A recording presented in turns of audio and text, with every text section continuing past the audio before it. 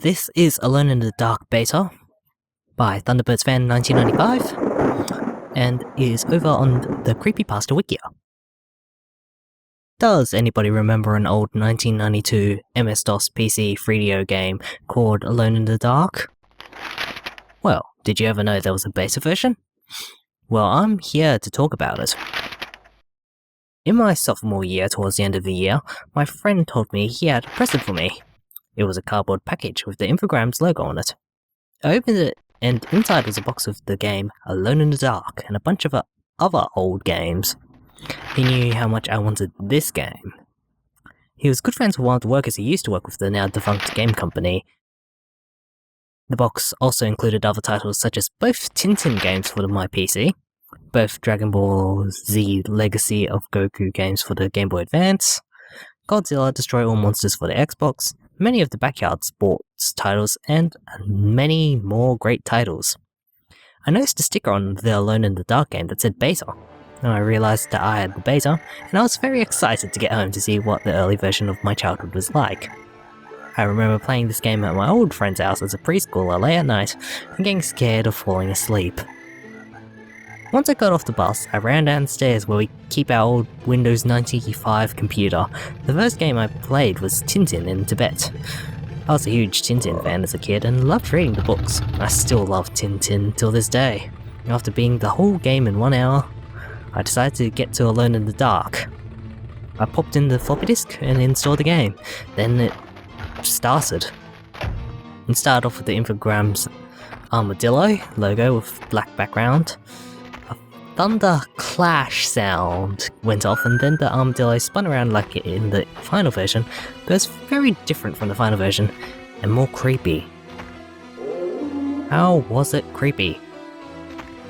Well, the thunder crash was followed by a demonic laugh, and the background went flashy with hell red colours. I can't imagine what hell red looks like. Then the game went to the Alone in the Dark start screen like in the final version. I pressed space. The game went to a message screen that said, "Welcome to Alone in the Dark Beta Edition. Play at your own risk." Then the game went to the main menu. It looked exactly as it did in the final version. I pressed New Game, and then went to the character select. I chose Edward Carnby. I skipped a dialogue intro that told Eddie's backstory. It went to the starring cutscene with Eddie driving his car to the old mansion. Except he didn't drive his own car to the old mansion. I noticed on one of the trees there was a man who hung himself, which I believe wasn't in the final version. It then cut to the part with the frog getting ready to hop across the road. It went to the image of the frog's face, but instead of the happy smiley face, it had a more sad face with blood in its eyes. When the car drove by, the frog didn't make it across like it did in the final version. How does a frog even have a smiley face? I don't get this. When Eddie pulled into the mansion, he walked towards it, and when it cut to the window view, you would see an evil claw resting on the window. But what was very different was it twitched, which was also never in the final version. When Eddie entered the house, he headed up to the attic and the game started. I opened the chest and got my rifle. I tried to push the chest over the trapdoor, but the chest didn't move, so I pushed over the wardrobe and it moved, and I blocked the window so I wouldn't have to deal with demon chickens, which is the most annoying enemy in this game. Just then, the trapdoor opened and unexpectedly no zombie came out. I walked over to where the note was and I read it. Instead of what it said about Jeremy Hartwood's death, it said, "Get out before it gets you." I was getting really scared. Not scared for fun like when I was a kid with this game, but really freaked out. So I ran towards the exit, but the game took over the control and forced Eddie towards the trapdoor, and he fell in. I ended up in a room which looked like the basement in Hell's Kitchen from the second game.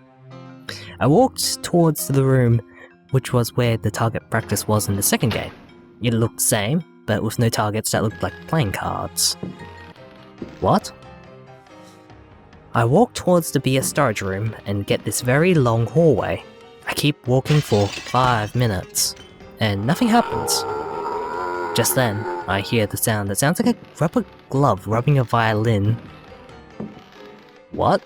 How do you know what a rubber glove sounds like? Oh. Anyway, rubbing a violin, which was a sound in the final version which can be heard in the statue room where you get arrows for the bow near the music room. Sounds like spoiler alert. I kept walking and find a note. It says, "I told you to turn back. Well, now you are in the hall where you'll meet it. P.S. You should move the wardrobe over the trapdoor." I didn't realise that people used those words in the 1920s. I turned around, and before I moves, the battle music began playing, and I saw behind me was what must be it. It looked like a typical zombie, but with no facial features, no hands and arms like tentacles, and it still had green skin. I took out my rifle and began firing. Nothing happened. Considering the tank controls, hardly surprising. It did the demonic laugh from the intro logo, and then lunged towards me, and then opened its mouth. It turns out it has a mouth, but you can't see it when it's not open. And then I got sucked in. I ended up back in the attic. The music got very slow. I walked out of the attic, and then I got to the flying demons blocking the stairs, and killed them with both mirrors I found. Instead of blowing up like in the final version, they just disintegrated into a pile of bloody dust. I walked downstairs, and then we went to the entrance, and then I opened the door. But then a portal was blocking the way, and it sucked me in. As though we were an arrow from her quiver. Okay, I don't get how a portal blocks the way, but sucks you in. The idea of a portal is to not obstruct, unless he means the outside world, of course. The screen started flashing different colours, and then went black. A 3D polygonic, or actual word, mask with red eyes appeared on the screen and said in a digitalized voice, "Hell begins now." It made an evil smile, and then the game over screen with the outside of the house with the monsters from the final version came up. But instead of the thunder clash, what I was greeted by was, which much sounded like the Windows 98 Mystery Sound Scheme startup, which was very impossible because this game used ad libum sound and not MIDI, which the sound was processed on. Maybe it was a digitalized sound effect, then an ad libum music file. Scrolling down, provided now is the game over screen, added by Thunderbirds fan 1995. The game went back to the main menu. I was freaked out, and so I went to return to DOS. But then a message came up and said, "Leaving so soon?" And then I pressed space, and then another message came up and said, "Who are you running from?" Then I pushed space again, but what I got was some flashy red colours, and tried to turn off and then reboot the PC, but nothing happened. I unplugged the computer, and then the image was still going, even without the plug. Then I decided I'd call my friend Rick over, because he knew lots about old computers and viruses, and he could fix the game. He said he would be over tomorrow. It was time for me to go to bed. I went to sleep, my room was upstairs, and this is when the creepy stuff started to happen. At 12 AM, midnight, I started hearing which sounded like the glove rubbing the violin sound from the game coming from the basement. I decided to go downstairs to investigate. I walked towards the computer, and then I saw an image in the patterns which looked like a deformed Edward Carnby face with tears of blood. I decided to unplug the speakers so the sound wouldn't bug me at night. Once I pulled the cord of the speaker out, I was in a rush to get out of the room because I was scared by Eddie's deformed face, which is more scary than that secret message from Sonic CD, if you know what I mean. But then I slipped and fell and knocked myself out. The next morning I awoke, and man was I happy to see the light again. I ran upstairs and ate breakfast, and then I plugged in my Xbox to play some Godzilla. Then Rick made it over and he said he would be done by dinner time.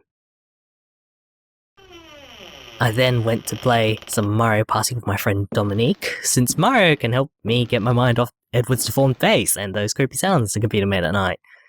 Dominique and I decided to go to my house to watch some movies such as my favourites, The Dark Crystal and Thunderbirds Are Go.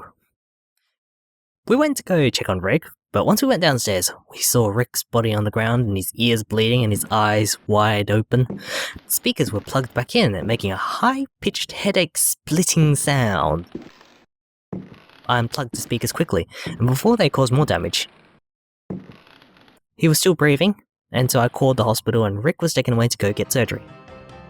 In case you haven't noticed, it's pretty bad grammar, there's so much trailing commas around here. Ugh. Later that night, I decided to fix it myself after me and Dominique finished the... You really need to know where to use your full stops. After me and Dominique finished The Dark Crystal, she was ready to go home, but I needed her first to help me fix the computer. She was a little scared, but I told her I would walk her home after our investigation for the computer. She then agreed, and so we went downstairs, and she told me that this experience is scarier than hers with Lavender Town. Once we got downstairs, I turned the lights on to make the atmosphere less scary, and I took out the old record player and played an old Rush album on it to lighten up the mood. I decided to plug the speakers back in with low volume. I then started pushing buttons, and then the screen stopped and finally closed the game. Just then, an error window came up and said, "Error, what are you running from?" And then the game opened up automatically. And so I decided to force the floppy out, and it came out. But then the flashy screen came back, and so I pushed the escape key. And then I heard something that sounded like whispering in the speakers. I turned them up, and it sounded as if the whispering was saying, "You cannot escape it. It is everywhere." Just then, the loud, high-pitched sound came back along with the violin and rubber glove sound, and then the speakers blew out and then a huge fire started. We both ran up the stairs and then called 911 and then got everyone out of bed and got outside. I even attempted to rescue my DS with all my games, especially the Pokemon ones. The firefighters came to put out the fire. Nobody got hurt, luckily. And so for the rest of the month, me and my family were going to stay at my grandma's until the house got repaired. The next day, we went back to salvage some items from the house. I went to where the basement was to see if any of my games made it. Both Tintin games were destroyed, but then I found a monitor which looked as if there was a frozen image on it. I looked and it was a message, alright. It said, "You should have never came here. Now it is everywhere. Beware of it." I then found the floppy for Alone in the Dark beta, and the box still looked new. I eyed the game back in the box and decided to take it along. Then Dominique came over to see if everything was okay. She told me Rick was going to be fine, but he wouldn't be able to hear if he's left here any longer. So I then showed her that the game was still in good conditions, and about the scary message on the destroyed monitor, she said it would be best for me to throw the game out. So I threw it in the trash for the garbage man to come and get it and crush it.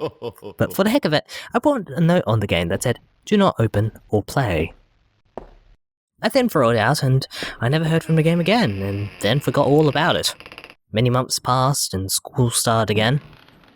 I was glad to see Rick again. We all got to class, and then Rick told the story of how his left ear got damaged, and then it all came back to me.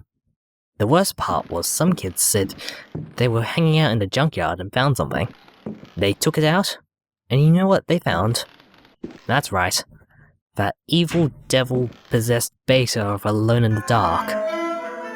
I ran and swiped the game and smashed it into little pieces and threw it out. They asked me, "What was that for?" And then I told the whole class the story. They didn't believe me, but they did once Rick and Dominique interfered with the tale. I'm pretty sure interfered is not the right word. I'm pretty sure it's interjected or some other word. Don't ask me. Gosh, that was pretty hard to read. If only for the fact there's so many goddamn commas in this.